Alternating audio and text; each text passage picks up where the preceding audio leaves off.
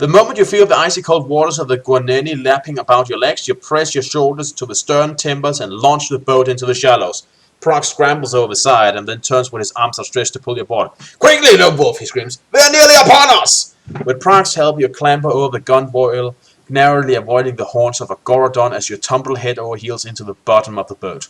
Unaided, the boat drifts towards the middle of the river and is soon beyond reach of the Gorodons, who, despite their hunger, have decided not to pursue. That was too close for comfort, says Prague as he struggles to free the oars and set them in place. We can count ourselves lucky to have escaped with our lives and limbs intact. The first time I navigated these channels, I lost 3 good men in a Gorodon attack. These beasts are the bane of this accursed place. Yes, 'tis true to say, there are other creatures here that are far worse. Far worse. Oh, fricking Ray. Thank you. Now I don't need sleep for a week.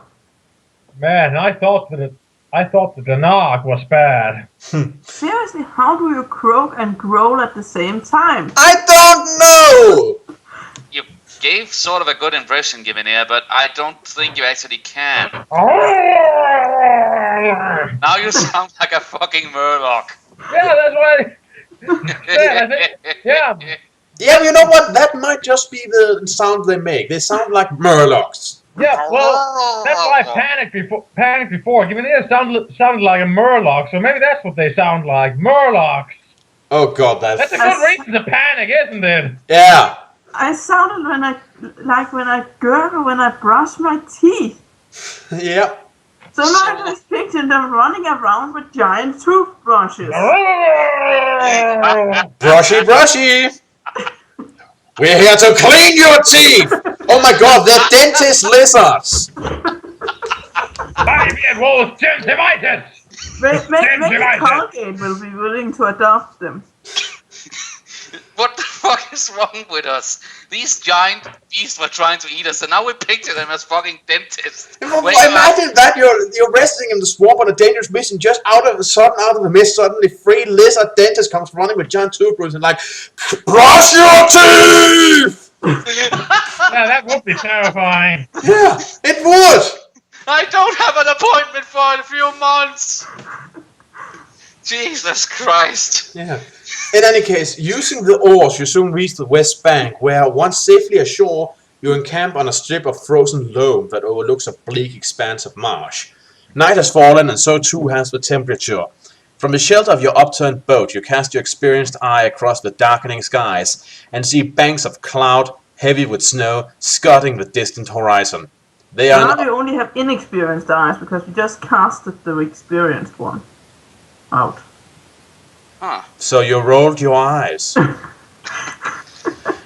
They are an unwelcome sight. They're precursors to a winter storm. Prague volunteers to continue the first watch, but mindful that his need for rest is greater than yours, you insist that he gets some sleep.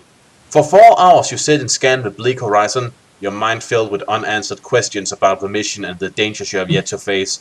While you ponder what awaits you in the near future, you remain watchful and alert, your encounter on the east bank still vivid in your mind. Fortunately, the increasing cold dissuades the Hellswamp's inhabitants from leaving their lairs this night, and your watch passes without incident. Then the time comes for you to awaken Prague. With a noticeable lack of enthusiasm, he takes his turn while you settle yourself down to catch a few hours of much-needed sleep. Prague awakens you shortly before dawn. It has been snowing during the night, and the boat is covered with a thin layer of crisp white flakes. As you open your eyes, the cold air brings you swiftly to your senses, its suddenly unexpected chill making you shiver violently. However, this discomfort is momentary. Your Magnicar skill of Nexus rights to the imbalance, and a comfortable warmth returns to your frozen limb. I wish I could do that. Huh. Carefully, you step from beneath the boat and cast your eyes across the marsh which borders the river, now completely white. Tracks in the snow betray the nocturnal passage of several swamp creatures, but none are too large as to cause you undue concern. Prague unpacks some provisions, and after a breakfast of dried meat, potatoes, ale, and blue cheese, you prepare the boat for your long voyage north. Just kidding. I like it. There are some blue cheeses that I like. I like Gorgonzola. Yeah, especially on pizza. Yeah, that's good. Sorry, tangent. It's okay. You prepare the boat for your long voyage north up the Guaneni River to Bear Rock. By mid-morning the snow is returned and your progress is soon hampered by a whipping wind that blows persistently in your face. Shielded by your innate skills, the sub-zero temperatures cause you little concern as tirelessly you work the oars. But Prague is not so fortunate, and as the hours pass, the cold saps his strength until he's unable to continue rowing. Single-handedly, you take over the oars whilst your guide, swathed in blankets, mans the rudder and acts as your pilot through the narrower sections of the Guaneni. In other words, it's good to be, well, beyond mortal.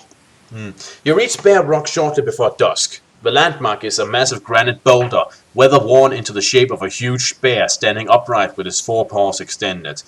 It is positioned on the west side of the Guaneni, and overshadows a sheltered cove formed where, over the centuries, the river has undercut the bank.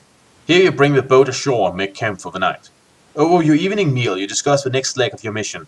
In the morning, you will hide the boat before setting off cross-country towards Magnorn's headquarters of Shukona. 50 miles of dense timberland separates you from this town, and, in current conditions, you estimate it will take at least 2 days to reach. Having finished your evening meal, you are faced with a difficult question. Who should take the first watch? Both of you are very tired, and after a whole day's rowing, you are less than enthusiastic about the prospect of trying to stay awake for another 4 hours. Will you decide to volunteer for the first watch, or would you rather do a coin toss? Coin toss. Okay. You take a gold crown from your money I pouch. think we should just take the first watch. I mean, our friend was barely able to keep rowing. He wasn't able to keep rowing. Yeah, it is sort of, well, it is fair, but I would also say that The a coin guy toss. needs to sleep. Let him sleep. Okay, so yeah, we let him have some sleep. Yeah. Prague is understandably happy to accept your offer to stand the first watch. While he settles himself down to sleep in the relative comfort of the boat, you pull your cloak about you and climb to the top of Bear Rock, where you begin your lonely vigil. For hours you sit on this windswept boulder, staring out through a curtain of swirling snow at the surrounding timberline.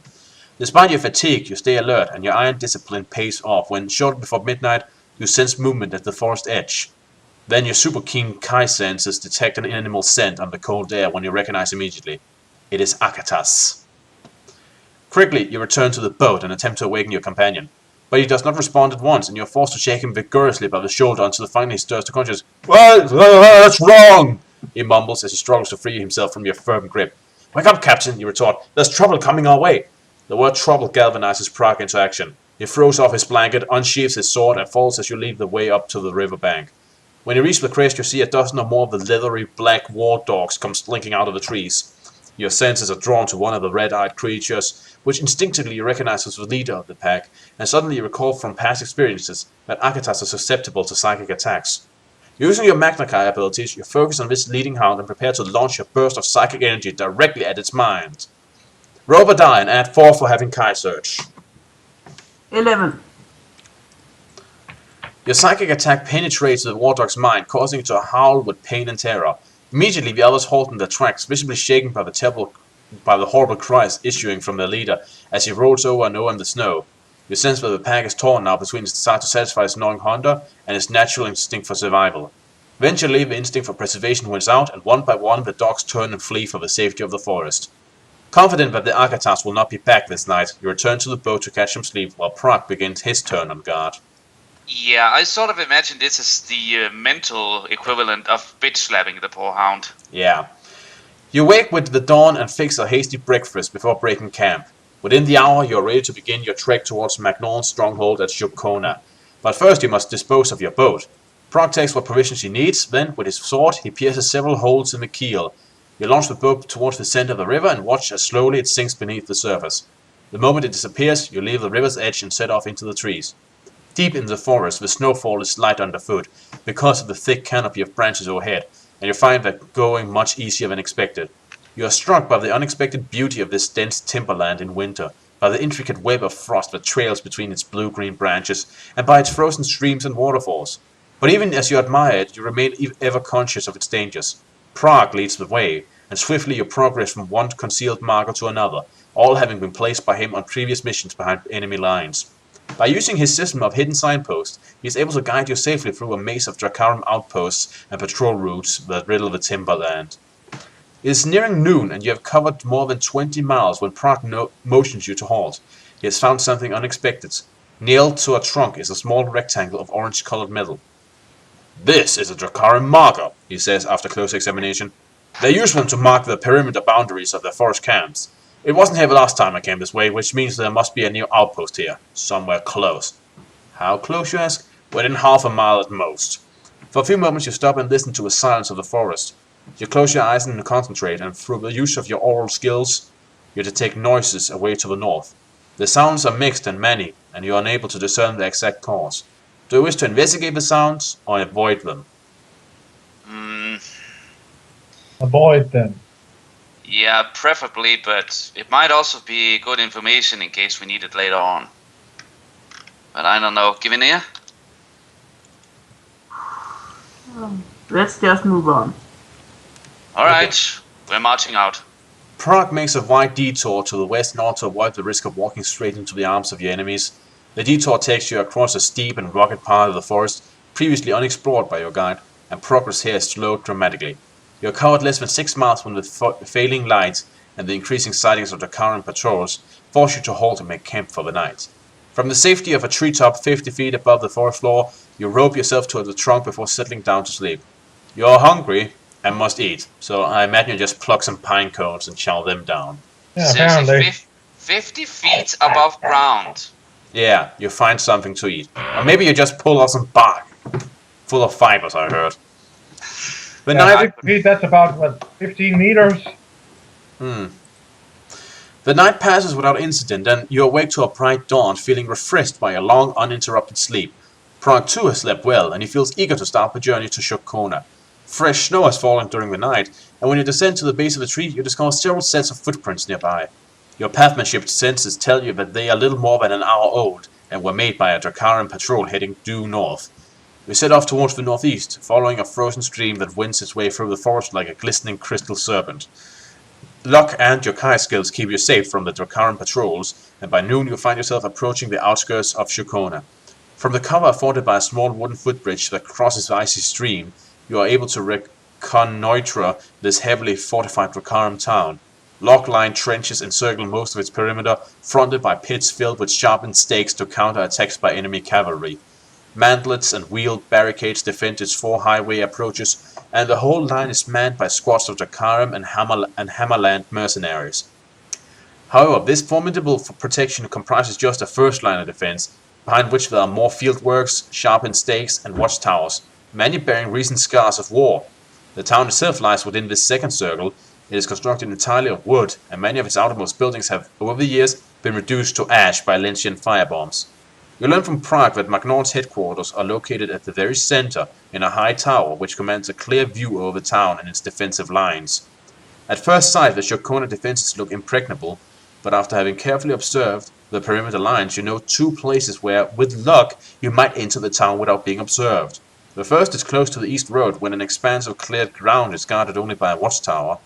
The second is a section of the perimeter further south where only 1 line of trenches has been completed. Do you wish to enter from the east where there's only watchtowers, or the south where there's only trenches?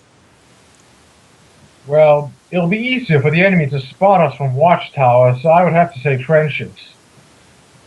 Let's just go with that.